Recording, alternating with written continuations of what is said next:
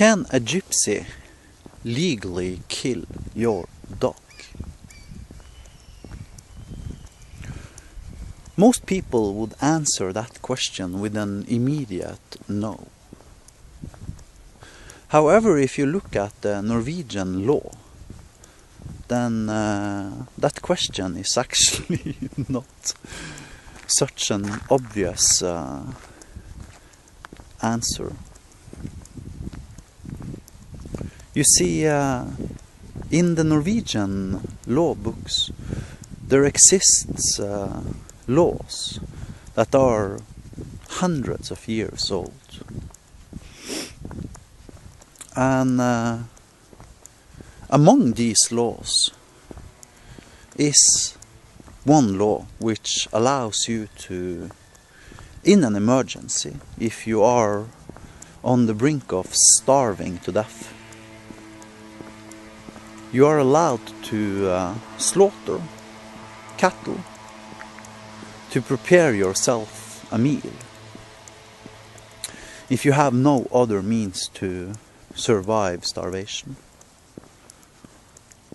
And I think this is commonly referred to as nødslakteparagrafen in Norwegian or something. In addition, there are laws in Norway that allows you to physically break into an empty house if you are on the brink of freezing to death. There are laws in the Norwegian constitution that allows you to legally steal food if you are on the brink of starving to death. And so on and so on.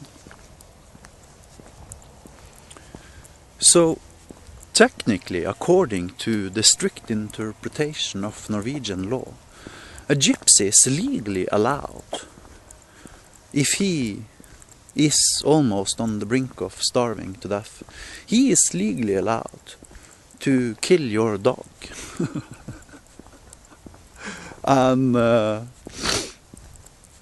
boil it and eat it, if he has no other options to survive.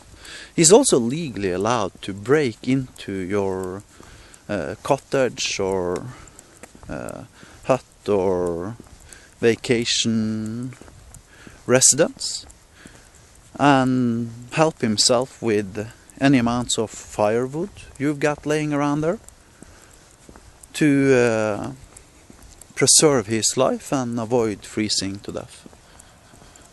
And this is something he is allowed to do, backed by Norwegian law.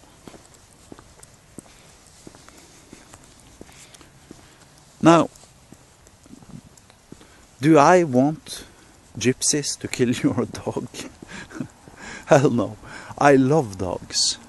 I mean, I'm what you might say a regular dog lover. I've had dogs my entire life, and if somebody tried to eat my dog, I would completely flip. I mean, I have more respect for many dogs than I have for many humans. But it shows the paradox of the law. You see, when you literally interpret the law, then you can bend it any ways you wish, and any ways you see fit. In fact, you could bend the law to legalize murder, if you wish. And, I mean, another ridiculous law was, when I was a child, it was actually, according to traffic laws, illegal for children underneath the age of 12 to use safety belts. And so on and so on. You see, the law can be bent and twisted and distorted to create any amount of legal consent you wish to acquire. And that's the paradox of the law. Every time lawgivers realize that there's like a hole in the law, or that the law is broken, or that the law is outdated, etc., etc., they try to mend the law by adding to it. And that's like trying to remove a hole in a piece of paper by cutting it away with scissors. Every time you cut, the hole gets bigger. And that is the philosophical paradox and dilemma of all laws in all countries. You try to fix something that is broken by further breaking it. And that makes no sense. I live by one simple law, which I happen to believe is divine law.